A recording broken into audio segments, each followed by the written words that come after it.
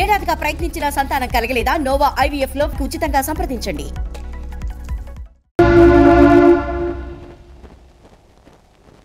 భారతి, నీతో చాలా విషయాలు మాట్లాడాలి.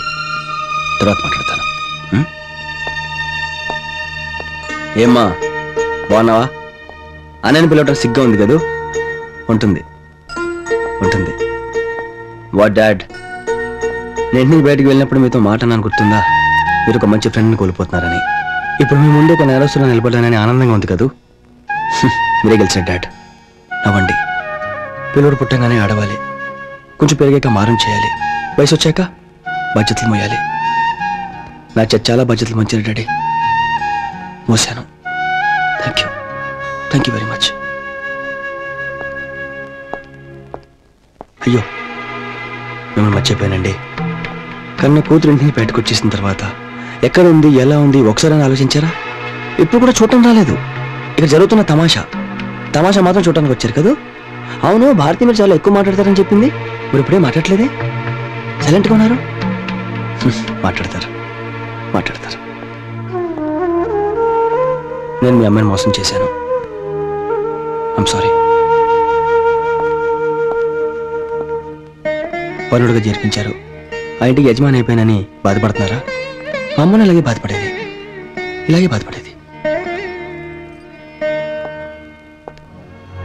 మీకైతే చాలా థ్యాంక్స్ చెప్పుకోవాలి.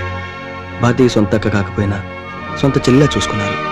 మీ నమ్మకాన్ని ఒమ్ము చేసినందుకు నన్ను క్షమించండి. జీవిత, మనకు పుట్టేది మగబిడ్డ, ఆడబిడ్డ. అంటే మగబిడ్డ పుడితే నల్ల మోసగాడవుతాడు, ఆడబిడ్డ పుడితే నీలో ఉండొచ్చా? I'm sorry Vivek, sorry. నేను కావాలని ఇదంతా చేయలేదు. నీ మీద ఆశతో టికెట్ మీద జీవిత వివేకానందన్ రాయించడం నా తప్పే. వీళ్ళదేం తప్పు లేదు. నేను అడిగేది, మన పుట్టబోయేది మగబిడ్డ, ఆడబిడ్డ. మనకి పిల్లలు పుట్టరు. ఏ?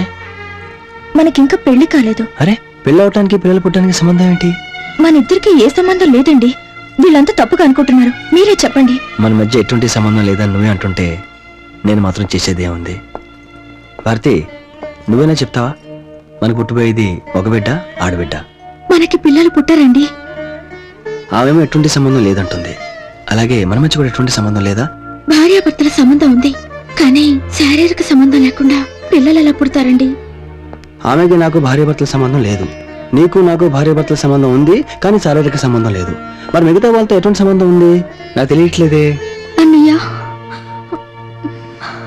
సారీ అన్నయ్య.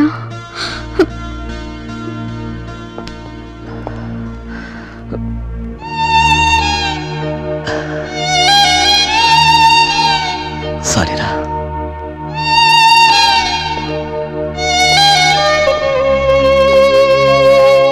నాకు మాటలు రావట్లేదు. నేను తప్పు చేశాను.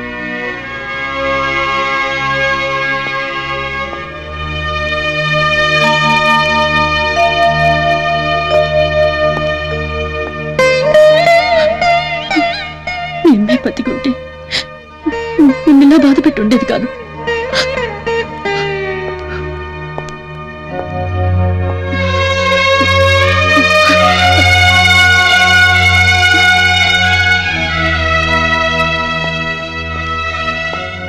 జీవిత, నీ దృష్టిలో మగవాళ్ళందరూ చెడ్డవాళ్ళు, నేను ఒక్కడే మంచోడిని కదూ?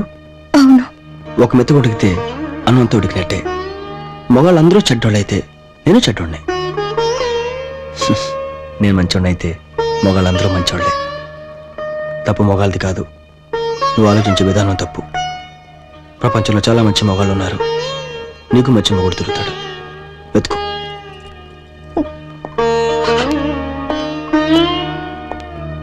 భారతి, ఏంటమ్మా అడిగావు? ఎందుకు అలా చేశారని అడిగాను. అదే, ఎందుకు అలా చేశారని ఎందుకు అడిగావు? వీళ్ళంతా మీ గురించి తప్పుగా అనుకుంటుంటే అది తప్పని నిరూపించడానికి అలా అడిగానండి. మీరు నాతో ఉన్నంత కాలం ఒక భర్తగా కాకుండా తల్లిలా చూసుకున్నారండి. మీ పక్కన పడుకున్నప్పుడు కూడా మా అమ్మ పక్కన పడుకున్నట్టుగా అనిపించింది. ఎందుకమ్మా అలా అడిగావు? సీతే తప్పు చేయకపోయినా రాముడు అగ్ని పరీక్ష పెట్టినట్టుగా మిమ్మల్ని చాలా కష్టపెట్టానండి. ఏడవకు భారతి, ఎందుకు అలా అడిగావు? మీరేం అడుగుతున్నారు నాకు అర్థం కావడం లేదు. నేను మంచోనని నిరూపించడానికి 100 మార్గాలు ఉన్నాయి. అనుమానంతో ప్రశ్నించి నేను మంచోనని నువ్వు నిరూపించాలా? నా భారతి అసలు నేను అనుమానించొచ్చా? క్షమించండి, నన్ను క్షమించండి. నాకు చాలా భయంగా ఉందండి. నాతో ఏదో మాట్లాడాలన్నారు కదా, నాకు భయంగా ఉందండి. నాకు మీరు కావాలండి. పిచ్చిదానా, నీతో చాలా విషయాలు మాట్లాడాలంటే జీవితాంతం నీతో పంచుకోవాల్సిన ఉన్నాయి. అందుకే నీతో చాలా విషయాలు మాట్లాడాలని చెప్పాను. అంతేగాని నీతో మాట్లాడటం ఇష్టం లేకపోతే అసలు నీతో మాట్లాడమే కాదుగా. ఎడగు భారతి, వద్దు. భారతి, గెలిచావు కదా, ఇంకా ఎందుకు ఏడుస్తావు? All the best. నిజం నీ దగ్గరుంది, నాకే నీడ చాలు.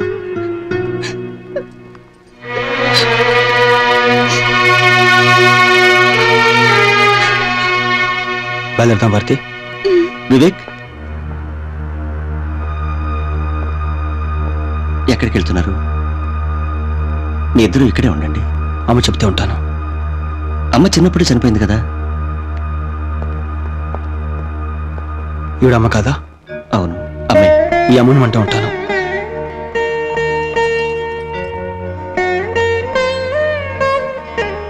ఉండమని చెప్పు.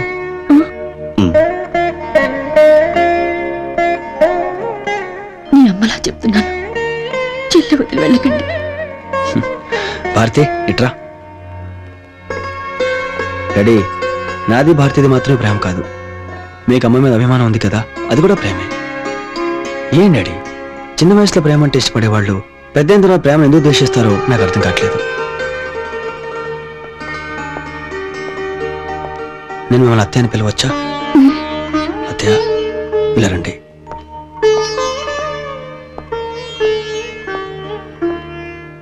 మా అమ్మ.